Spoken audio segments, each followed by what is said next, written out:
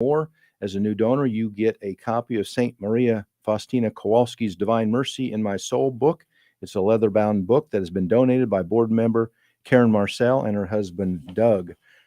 Also, when you give $250 or up to $499, you will receive a Divine Mercy radio oven mitt. You will also be entered in a drawing for one of the following prizes: a ladies' white 14-karat band fashion ring that is donated by Diamond R Jewelry. You could also win a Bose smart speaker donated by Dave and Janet Schmidt, a handmade ladder rosary donated by Dora Liker. You could also win $100 gift certificate at Cat's Hallmark donated by Kathy and John Shupman, the owners. You could also win a $100 gift certificate to Hickok Steakhouse. Oscar Runyon is the owner there. You could win either a men's or women's long sleeve shirt from Divine Mercy Radio, an appropriate size and logo, or you could also win a Divine Mercy statue donated by Luann Brungart. If you are a donor of $500 or more, up to $999, you will receive everything I just talked about, plus a 60-second spot celebrating any loved one's birthday, anniversary of a death, anniversary, baptism, wedding, graduation, or virtually any celebration. Anyone giving $1,000 or more will receive everything that we've talked about, plus a choice of a sample of wine, a gift box full of wine that can be hand-delivered while supplies last from Resurrection Wines.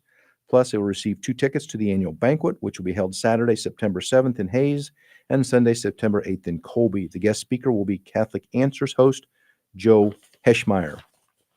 And also, we have the NFP plan, the Never Forget plan, where you sign up monthly to have a pledge or donation to Divine Mercy Radio from your credit or debit card. Any amount, you will receive a $10 gift certificate from the Messenger Traditional Catholic Book and Gift Store. That is Jerome and Angela Schmeidler, own Messenger, and they do a wonderful job. You can also do that online, so it's not something that you get a gift certificate, and if you don't drive all the way to Hayes, you can't use it. So you can also do that online. So, again, questions for our on-air guests, 785-621-5061. For trivia answers and pledges, 785-621-4110. And we are now going to welcome Miss Mandy Meagher, Mrs. Mandy Meagher. She's the new principal at Holy Family Elementary. Let me get organized here a minute, and we'll find there we are. Thank you. She must be a teacher or an administrator. She's just so organized. Oh, I got to turn your mic on for you here so they can all hear you. So, yeah. So, Mandy, welcome. Thank you. Okay.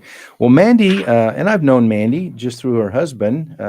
Sometimes we go over and shovel snow at their house and watch their children grow up. And so nice. Mandy grew up in KGOH territory in Colby, Kansas, their listening area out there. Her entire career, she's been in education. After 15 years as a kindergarten teacher, she took the principal position at Sacred Heart Elementary in Colby, and in July of this year became the principal of Holy Family Elementary in Hayes, Kansas.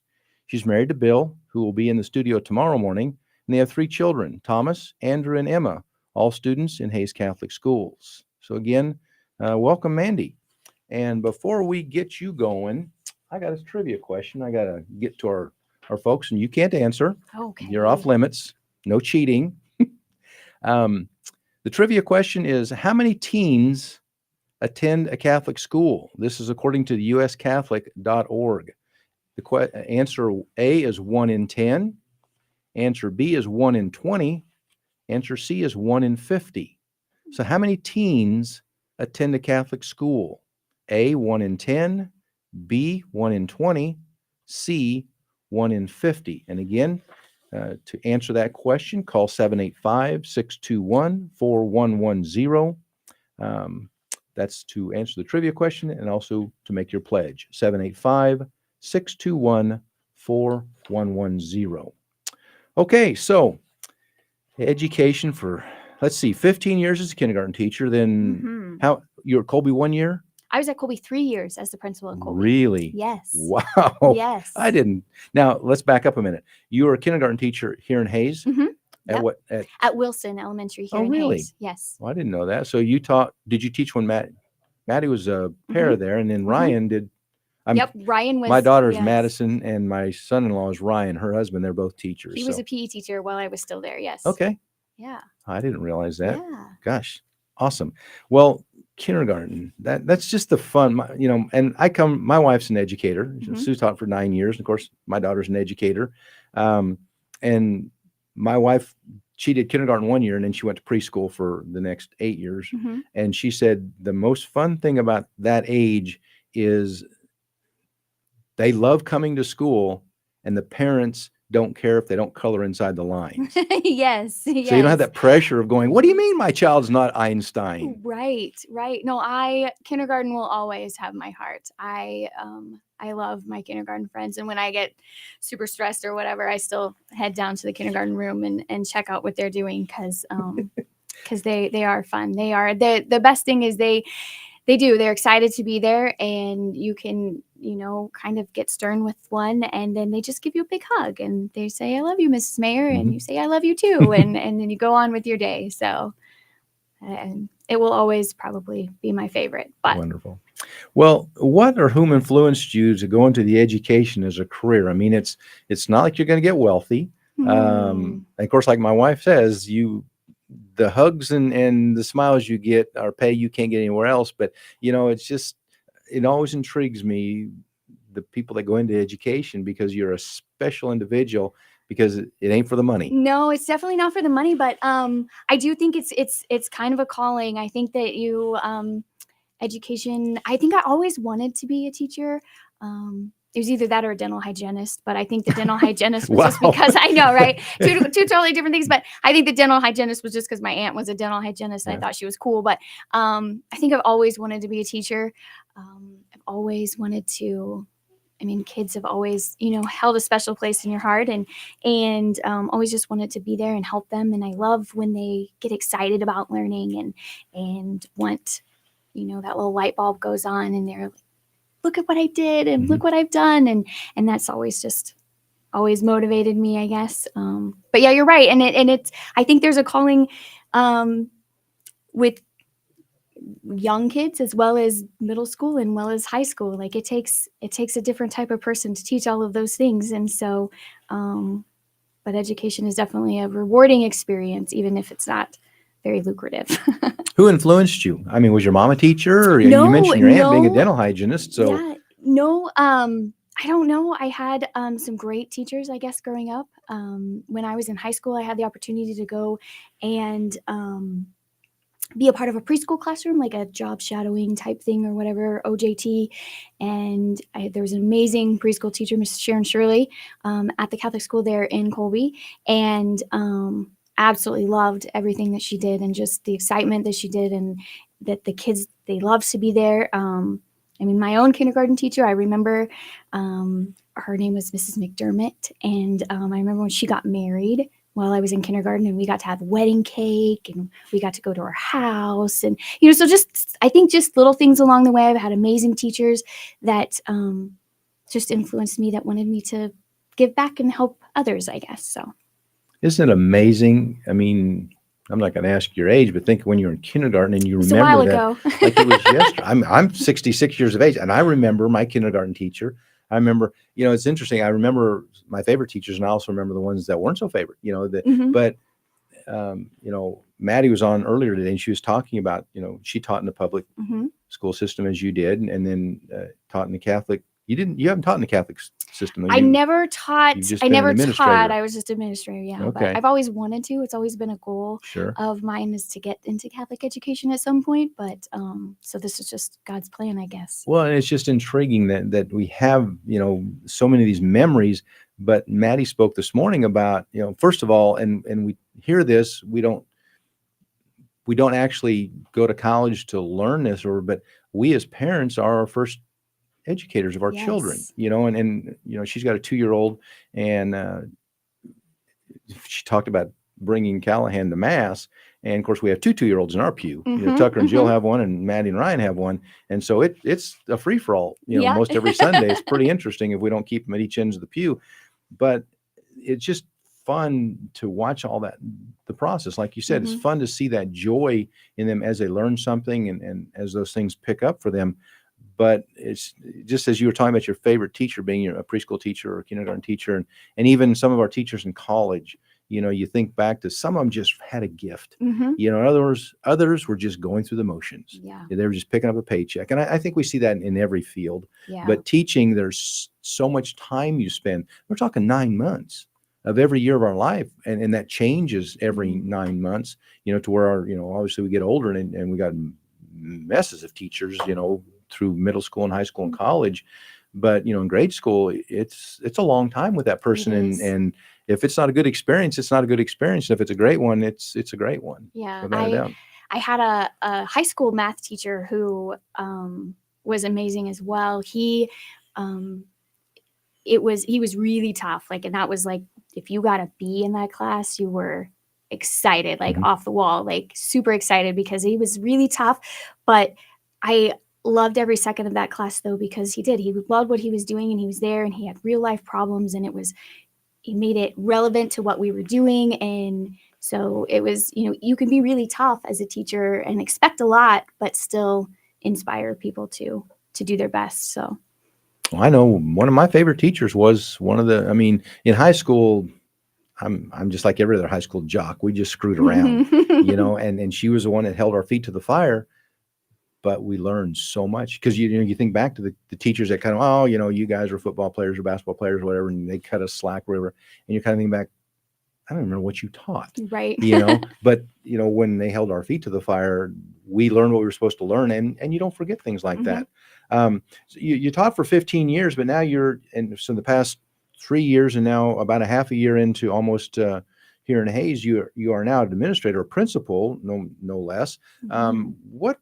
What challenges and what joys does that bring for you? I mean, as I'm sorry, but I look at administration like it's just headaches. It's just, I it's definitely God's plan, because if you would have asked me even a month, even a week before I got the call from my cousin saying they were looking for somebody and to think outside of the box, I would have told you I'm never, ever, mm, ever, ever going to be a principal. it takes that Didn't special want that. person.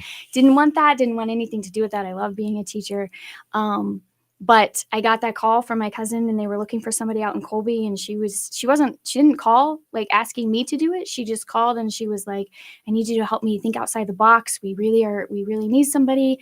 Who do you know? Who can you think of? Who can you recommend? And after the conversation, I got off the phone with her, and I was like, I could do that. I think I could. And so it was, again, definitely a God thing. I mean, even just working out the logistics of it being in Colby and we living in Hayes, and then all of those things. And we thought we had that figured out. And then Bill decided to take a job with the diocese. So then he was going to Salina and I was going to Colby, and yet we were still in Hayes. And so, but it's all been an amazing blessing and can only be God's plan. So I do love being a principal. There are differences, a lot more meetings than maybe as a teacher, but I love getting to get into all of the classrooms. I love being able to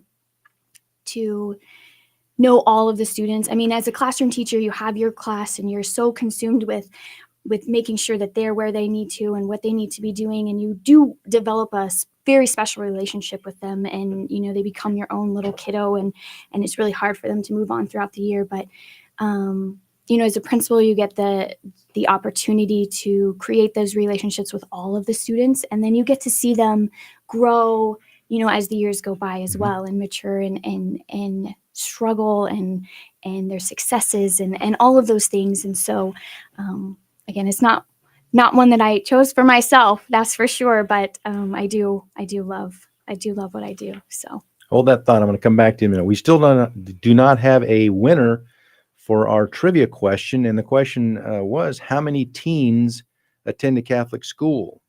Uh, Answer A is 1 in 10. Answer B is 1 in 20. Answer C is 1 in 50. How many teens attend a Catholic school? And the number to call in for that is 785 621 4110. Yeah, let's step back just a minute because and again, I know you guys pretty well, and I meet with Bill at least once a month. Mm-hmm. And I asked him that same question. I said, when I found out that he was no longer at TMP and he was now at the diocese in Saline, I said, this makes sense. I said, you got a house in Hayes and you get up every morning and you drive 100 miles east and your wife gets in the car, or I guess you were spending 3 days a week in Yeah, Colby, off and living on, with yeah. your parents, Mm-hmm. wherever. But you had 3 years ago, you had, let's see, Emma would have been in first grade, second grade, Mm-hmm. and you had one of your boys would have been in grade school and one in middle school, right? No, they all were still at They're all Holy Holy Family Family? when I started. Yeah. So you've at got Colby, 3 but- children in grade school, and you guys are splitting out, going different directions. Talk about how that was a challenge and how you dealt with it. It doesn't look like it should work on paper, and it doesn't. Burning up a lot of gas, if nothing else. There was a lot of gas, but again, we were blessed both in with Colby. They were very flexible, and I was able to be there on Monday and Tuesday, and then work from Hayes on Wednesday, and then go back out and be there Thursday, Friday physically. And so, even though I was gone a couple nights a week, I was still home 3 nights a week, and I got to spend Wednesday here in Hayes, and I got to be a mom and take my kids to school and pick them up and some of those sort of things. Bill's job with the Chancery is also, they've been really flexible in allowing him to, if he needed to take the kids to school before he went to Salina and those sort of things. So it's been a blessing. Of course, we have amazing family. We couldn't have done it without our amazing family. Yeah, you got a pretty good support system. Right, both in Colby and here in Yeah. Hayes, that allowed us to do those things. So it was amazing. It was, like I said, it was definitely just a God thing, is the only way that I can explain how it worked out. So the mayor that's a tribe. Yeah, That's it is. definitely a tribe. It It's is. fun to watch it all, and we kind of do the same thing. It's just like, we're here for one reason, and that's to make our kids' lives easier, and we try to do that as much as we can. Talk about some of the challenges. You mentioned all the meetings and things that you have to go to, but talk about some of the challenges you have as a principal. We don't, my first 2 people with me this afternoon were priests. And so, that's kind of a mysterious position also, so I got to ask a lot of questions, but the principal is also a mysterious position, because I remember going to grade school and my parents said, if you ever end up in the principal's office, don't come home. It's not going to be pleasant. Yeah. So we avoid these. We avoid you, Mandy. I know. I would say the challenges is sometimes it seems that that it's just, you're taking care of one issue after another issue after another issue. You wear a lot of different hats, and you're needed for a lot of different things, and there's a lot of questions that need to be answered, and some of those things. But also, I love being in the classroom and helping out where is needed. And so if somebody needs extra help with a project, going in there and doing those sort of things. So I think there's just a lot of moving pieces, I guess, with parents and students and teachers and community and all of those things that you're trying to juggle a little bit or to work together. You're kind of that bridge between all of those things, and so that can be challenging at times. There's lots that need your attention and things, but it's also a great and rewarding place to be, where you can be that bridge between the parents and the teachers sometimes, or the parents or a student and a teacher, or 2 students. Sometimes students need some help. So being able to be there and build those relationships and foster those relationships is what I think is the most rewarding part of the job, is just the ability to make those relationships with all those different people. So you were never an administrator in the public system, just a teacher. And my thought process is this. I mean, I see you, and of course I watched Rachel do it for years. You're the go-to. I mean, the public system is different because they have such a, as Maddie was talking about this morning, the resources are, I mean, if a teacher, even if it's a last second, they call in and say, hey, I just totaled my car and I'm not coming to school today. They've got someone's going to step into that.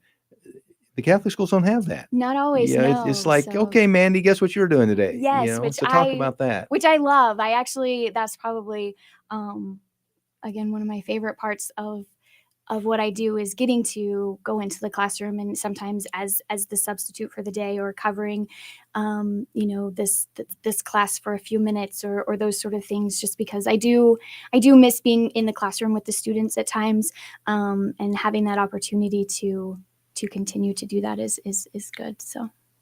We call you the fireman. We get you a fireman's hat because you're putting out fires all day Yeah, long. sometimes. So, I mean, Most of the time it's not too big of fires, but there's challenges. But when your career, and especially, you were in the kindergarten classroom for 15 years, you had some humorous moments. Tell us about several of those. Something that really you remember well that hopefully won't embarrass that student. But right. Well, I mean, there's several. Some of them, maybe didn't seem so funny at the time, but looking back at them, you can laugh and have humor about. One of the one of the funny things I was thinking about the other day is, I had a kid who was upset about something, and I've never seen somebody kick a trash can like he did. I hope that he moved away. Unfortunately, it didn't stay in Hayes. But I swore at that moment he was probably going to be, like the all-star kicker on the football team. Like, I don't know. He just came from across the room and he like kicked the trash can, and the trash can goes flying up in the air. And of course, everything that was in it is all out. And it was quite the sight to see. And in the moment, you're like, oh my gosh, what is going on? But you're also like a little bit impressed that this little 5-year-old kicked this trash can, this sturdy metal trash can, and it went flying like it did. And I mean, nobody got hurt or anything, so it was all good. But so there's times like that again, like probably in the moment, I probably didn't think that was very funny. Well, how But do you now looking back at that, you're like, dang, that was pretty good. Like, my first thought is, how do you maintain control? Because my first thought is, I'm going to grab this kid, put him up against the wall, and say, what are you? How do you maintain control and to be able to look back and say, hey, I handled that quite all right. Yeah, well, yeah.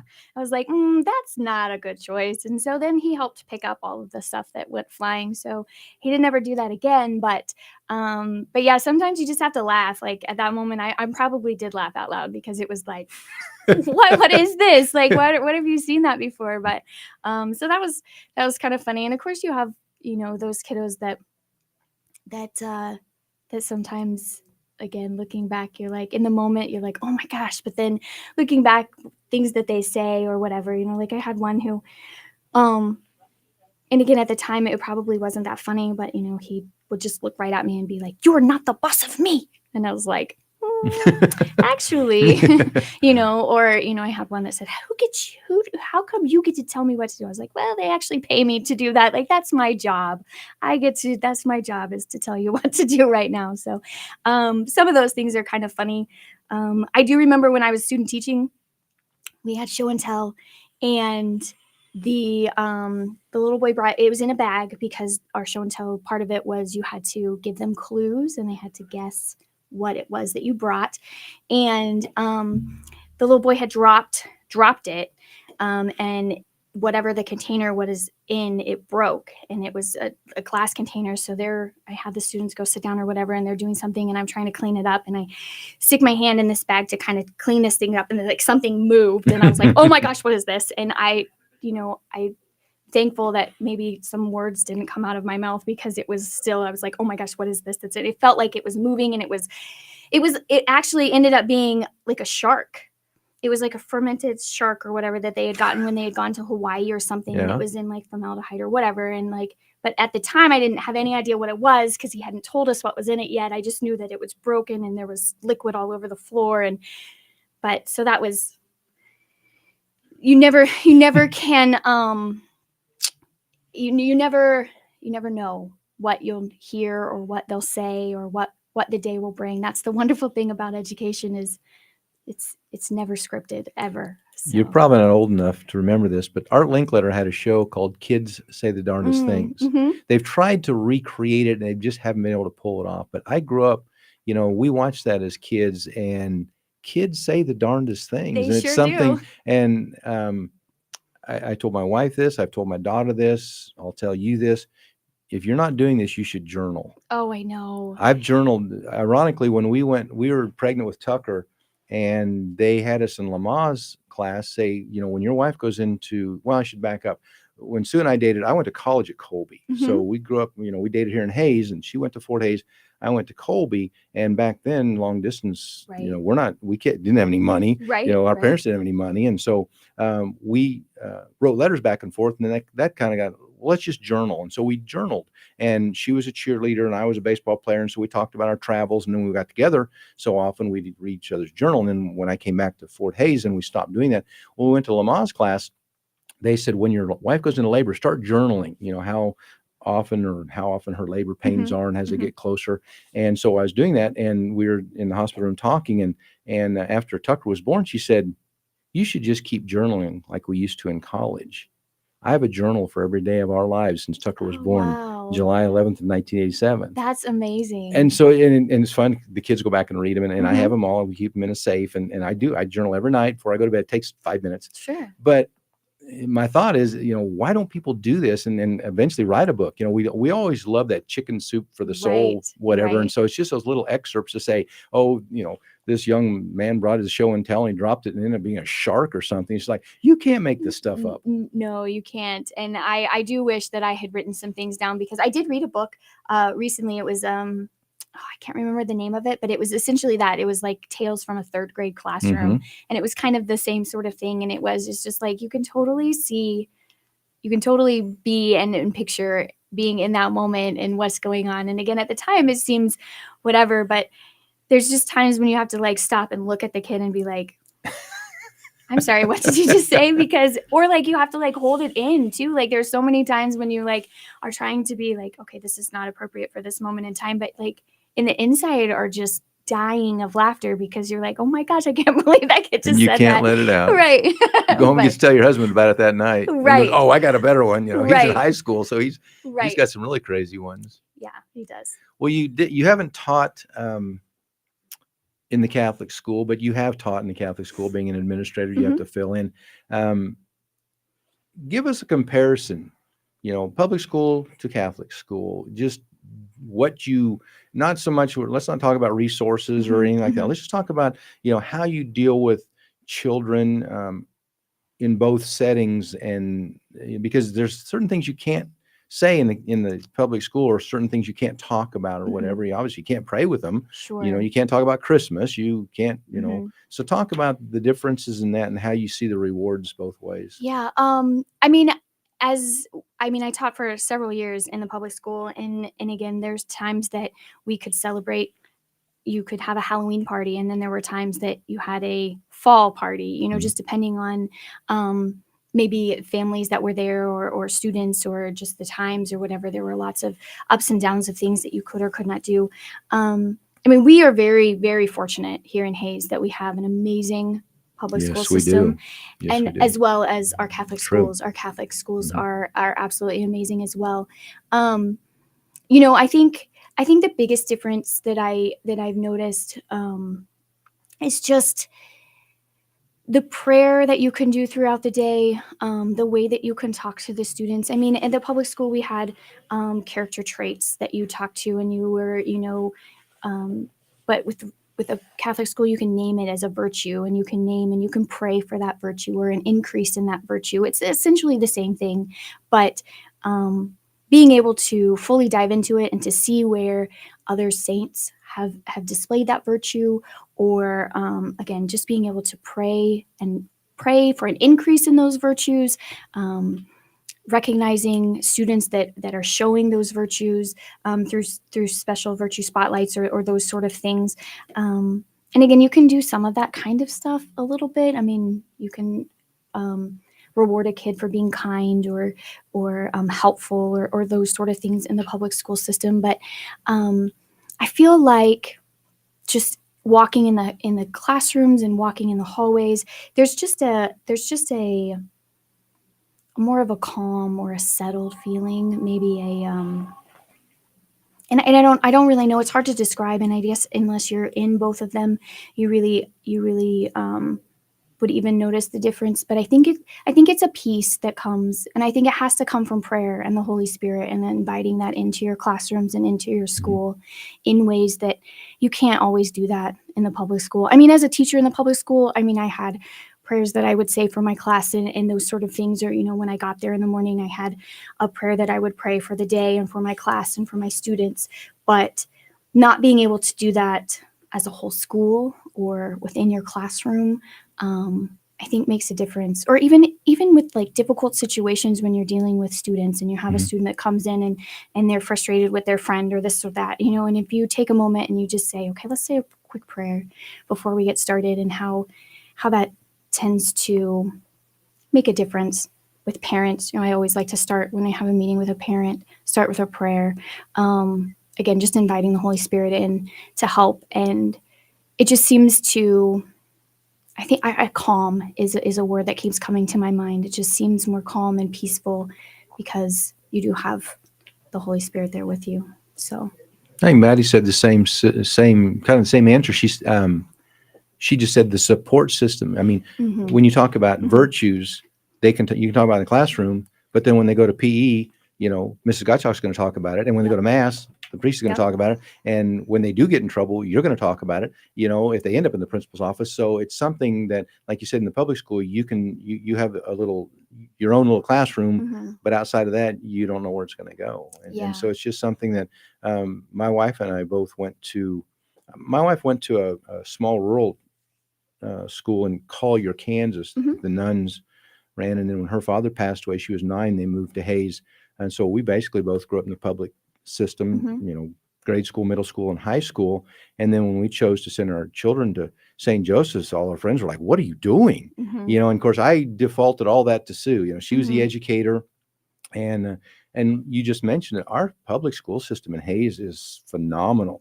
So I have a good friend that lives in Wichita, and when their child was born, they put him on the waiting list and started the process down there to make sure he was in Catholic schools, from the get-go. And it's a huge sacrifice to get him in there, but the other side is their public school system is pretty rough. Yeah, that was a big debate in our house with Bill and I, whether or not where our children would go. He's a Hayes High graduate. He's a Hayes High grad. I mean, I graduated from public school at Colby. I mean, I went to the Catholic school, but it only went till 5th grade, and then went to the public school. At the time when we had our kids, I was a teacher in the public school system. Bill's dad was an administrator in the public school system. So it was a big debate. Like, what do it would have been easy for us to send our kids where I was teaching. It would have been easy for that, and if they would have been just fine there.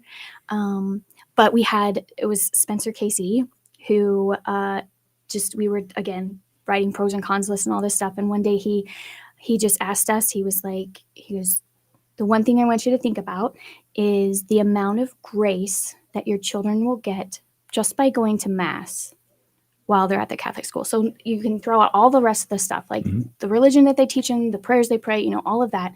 If you just count the amount of hours, and he had it figured out, like if they go twice a week for X amount of time, he's like, it's this many hours. And he goes, just the grace that they receive just from attending Mass. And it was like, sold. How can you can't, you can do so much and you can teach. And you said parents are the primary educators, and they're important, necessary when teaching the faith to their children. And we have some amazing families in our parishes that their kids do go to the public school, and their kids are well versed in the faith because of their parents. Sure. But you can't provide that unless you're taking them to daily Mass, which again, some parents do that, which is awesome, but not very many. Yeah. I wish we did more. I wish I took my kids more to daily Mass, but that was the one thing, we had gone back and forth because I had really kind of wanted them to be in the Catholic school. It was like that, all of those things. But that was like the deciding factor. It was like, how can you say no to that? Yeah. I never even thought about it. That wasn't something that came up. Ours was just, my wife just said, prayer. Jesus is in the classroom. That's it. That's the only reason. But out of that, we got, the benefits of them being in Mass, and the benefits of them serving Masses, and our kids are still very involved in the church. And I thank God for that. And I think a lot of it is just that foundation that we built. So hold on one second. We still don't have a winner, and I'm going to throw another trivia question at him. So I will ask the previous question again, so we have not had a winner. It's not that tough, but maybe I should give you a hint. But how many teens attend a Catholic school? A, 1 in 10, B, 1 in 20, C, 1 in 50. This is according to the uscatholic.org, so go there and look up the answer. Our second trivia question is, who is credited as being the first American-born saint and founder of the first Catholic school in America? Was it A, Saint Catherine Tikawitha? I know she's Indian. My granddaughter was that saint for Saint. Anyway, B, Saint Francis Xavier Cabrini. C, Saint Catherine Drexel. Or D, Saint Elizabeth Ann Seton.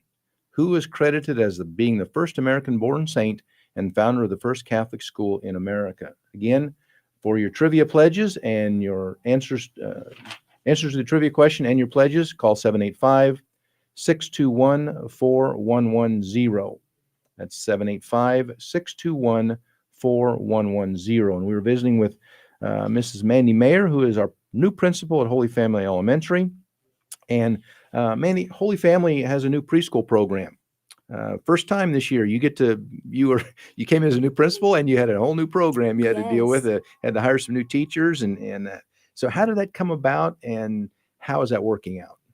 Well, interestingly enough, when I was asking about this with my staff a little bit, they said that Holy Family, we're celebrating our 25th anniversary this year. The preschool actually started in 1998 when they moved into our current building. So before that, St. Joe's didn't have a preschool, but they added preschool when we moved into and what is now Holy Family. So that's been exciting. So we have had preschool there since then, but we have expanded it this year.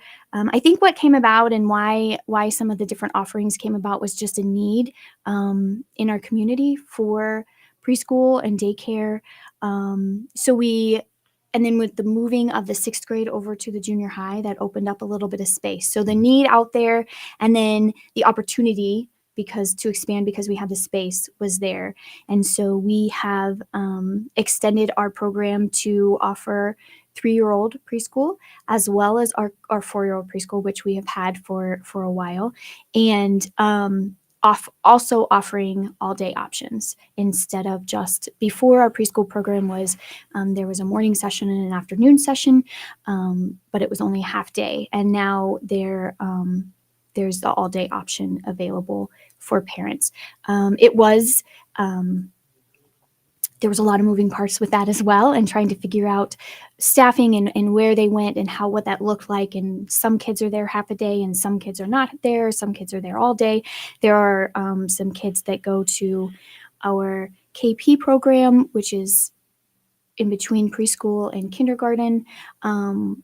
They only meet 3 days a week for KP classes, but then there's a couple of them that come every day. So what we did with those kids when they weren't in their KP class, and figuring all of that out was fun. But we have amazing staff, and it's a huge blessing that we have the sisters that are there with us this year. And they, even though I don't know that preschool was maybe their first choice, they jumped right in and has embraced that, and they help out with our preschool in the morning, and then they do the catechesis of the Good Shepherd and visit classrooms in the afternoon. So having them there has been a huge blessing as well. So, we're looking at it just, tomorrow I have a meeting with our preschool faculty, and we're talking about what it looks like for next year. Like, what are we offering? What are our needs? What we can do to utilize what we have in the best capacity. So excellent. Hold that thought. Great. We have a winner. Okay. Nicole Wolf is the trivia winner for our second question, which was, who is credited as being the first American-born saint and founder of the first Catholic school in America? And the answer is Saint Elizabeth Ann Seton. So congratulations, Nicole Wolf. Her name goes into a drawing. And that will be for a $50 gift certificate at The Messenger. Jerome and Angela Schmeidler, owners of The Messenger. So again, if you have the answer to our previous question, how many teens attend a Catholic school? 1 in 10, 1 in 20, 1 in 50. Call us at 785-621-4110.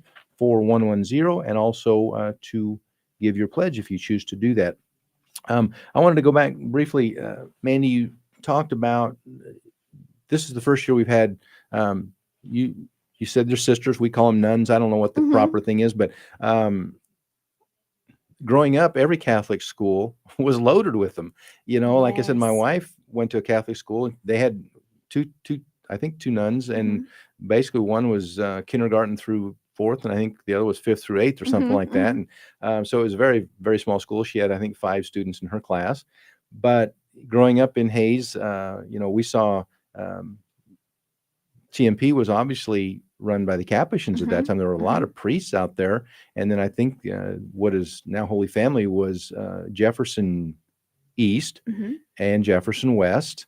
I think they were both Catholic grade schools, if I remember. I know, but anyway, and there were quite a few sisters and nuns and that. And so it was something that we saw a lot of, and then we didn't. And so why did we see a lot, and why didn't we, and why are we bringing them back in? I mean, I think it's a wonderful addition, because this is something that I think we're missing out at TMP, because when our kids were there, we had not only and Mm-hmm. Father Earl, and it's just nice to have someone out there that when the challenges come up about the Catholic faith, they have someone that they can go talk to. Yes. I think that I don't know why. I'm sure that it was because of numbers that the different orders had, whether they had sisters that were available to do some of those things, teach and those things.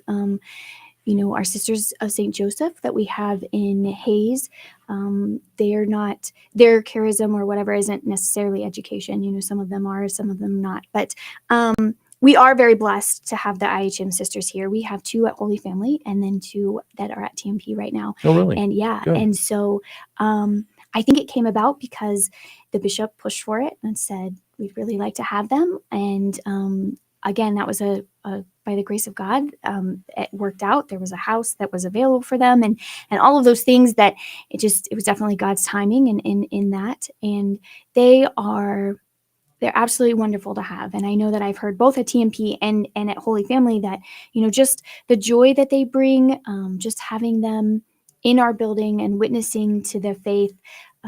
We do see our priests. Our priests are very active. Yes, they are. In our schools, Mhm. and we are very blessed that we have as many priests in the Hayes area that, do mass and come in and visit our classrooms and those sort of things. But it is nice to see. It is very nice to see the sisters and to promote that vocation as well. Before, when you didn't see them, it was hard to tell your girls, like, yeah, you should think about this, but they had no idea what that what is it? Yeah, was what or does it what that pertain? looked like, Mhm. and all they just they knew of pictures and books or things like that. But getting to know them and getting to work with them and be with them. Is a great blessing. I know that my boys at TMP both have Sister Mary Monica. She's the one that's at the junior high, and they both have said that they just they absolutely love learning from her. They love being in her class, and they both have some boys in the class, or just the classes that are ornery or whatever, and you worry that what that's like. But they said everybody seems to respond to them, and I think it's just, again, I think it's the joy that they bring, the joy that they have for living out their call, Mhm. that is just so evident in everything they do. So we are incredibly blessed and glad that we were that the bishop said you need to do this. Yes. So Well, I was in Salina a while back, and I asked Bishop about it, and he said he's working on more. He mhm. hopefully can get more. And just as you were talking about that, I thought, well, first, and like you said, why don't we have more of it? It's just a great experience for the children, whether it's the priests or the nuns, the sisters. And my first thought was they don't have any agenda.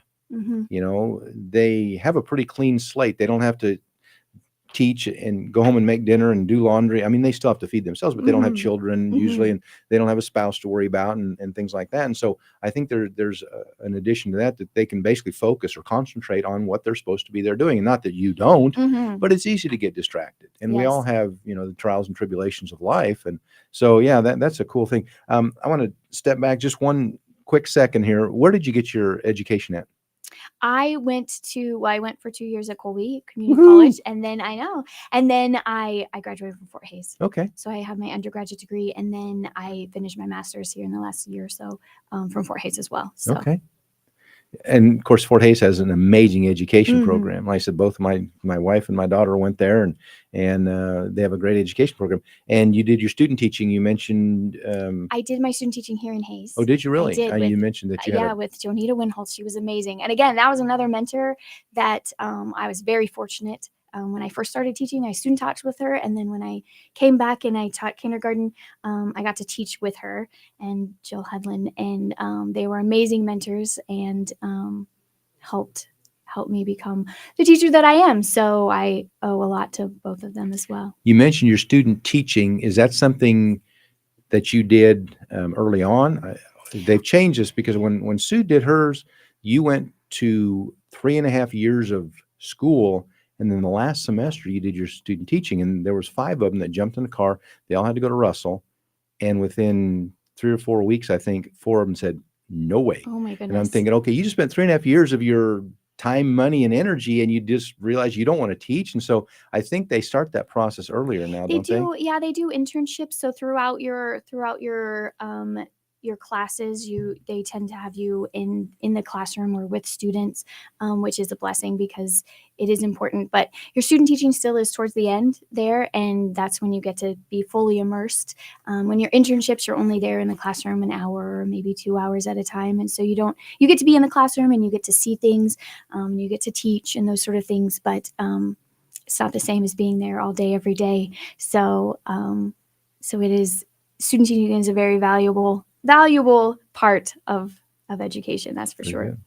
Well, are there any other activities you have going on at school that you'd like to talk about? I mean, it's always, I get your email every Tuesday and Friday, correct? I think.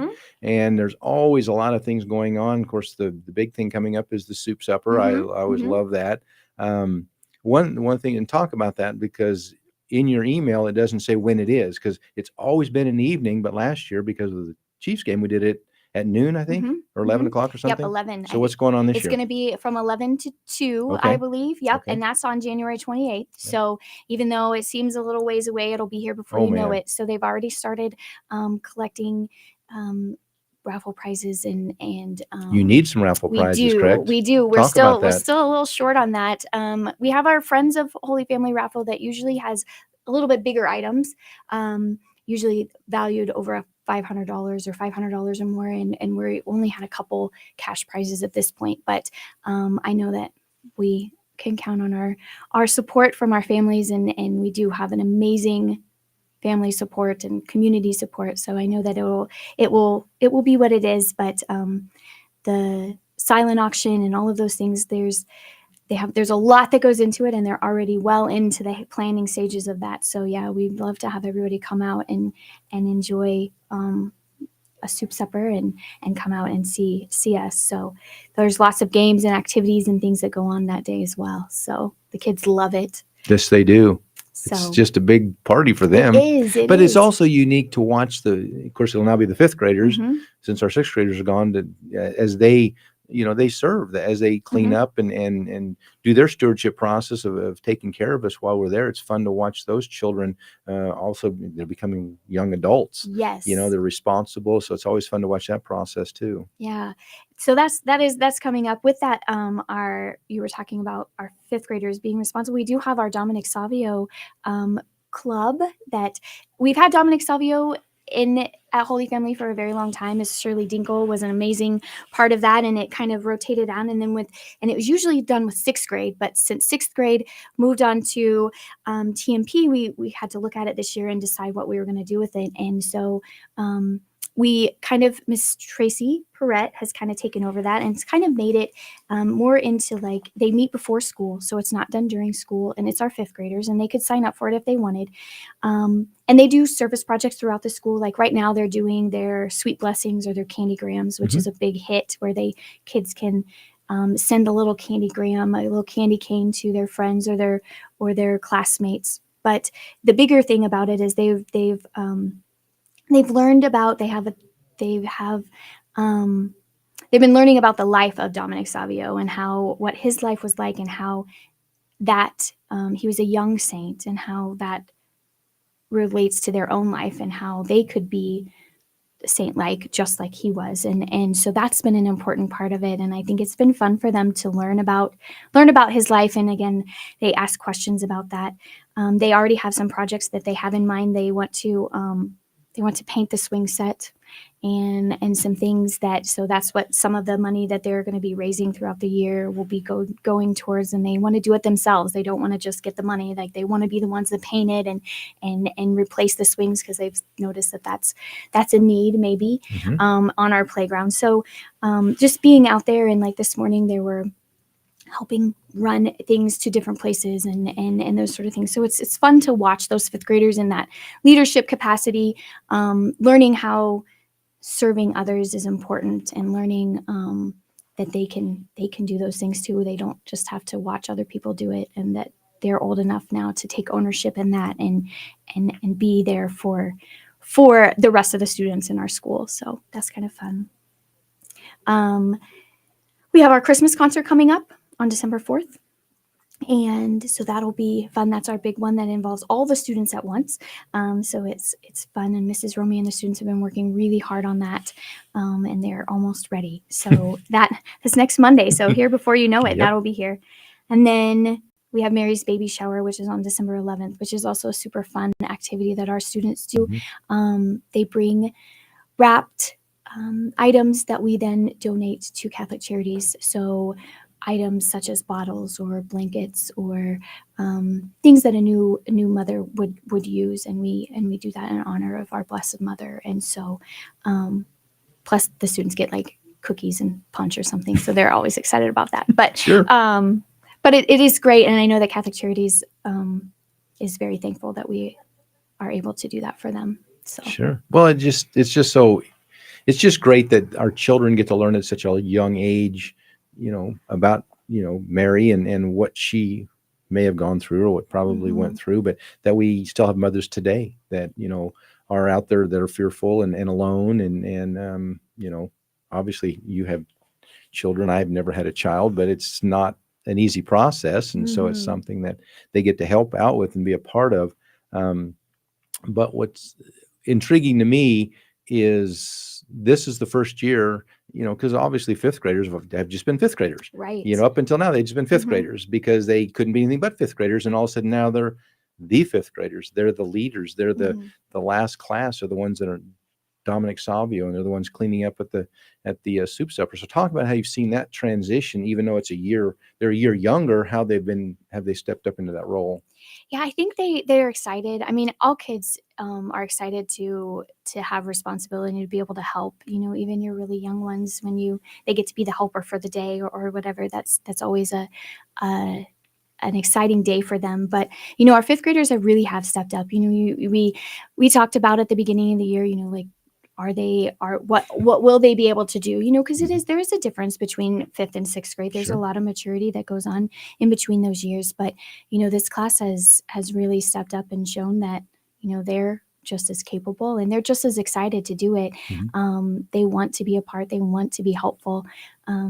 They want to help out whenever they can. Like, they're the first ones. If you need something, you grab one of them and ask if they'll help, and they'll right there. And it's great for them to see again that service for others and each other, like even helping each other out. One of the things that they get to do is they get to lead our First Friday prayer circles.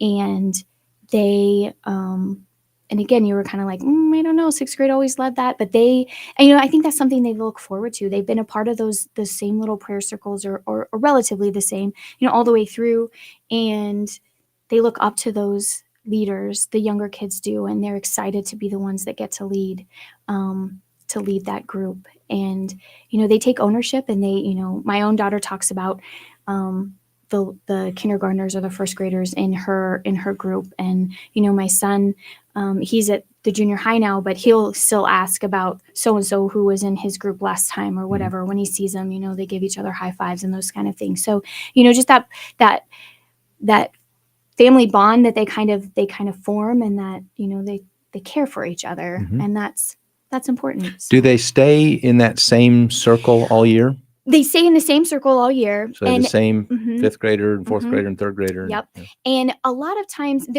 each year it's a little different, but I think they try to keep mostly the same. So even like your group that you had, if you were a kindergartner, you had these ones, most of the same people are in Oh, your group really? for the So next you year. keep it throughout? I mean, as much as you can. I mean, with people moving in and out and Sure. some of those sort of things, there's always changes, and there's some moving around that has to happen based on, how many kindergartners versus, those sort of things. But they try to keep them at least a little bit similar. There's some differences, but they definitely are together all year long. So, and Mrs. Steckline does a great job of preparing those fifth graders. They practice before they lead it. So, they know exactly what they're supposed to do and how to lead that group. And so it's really fun to watch them take ownership and lead that prayer, which again is not just an activity that they're doing, but they're leading them in prayer, which I think is helpful for them to know that they can do that. Because, how many adults do you know that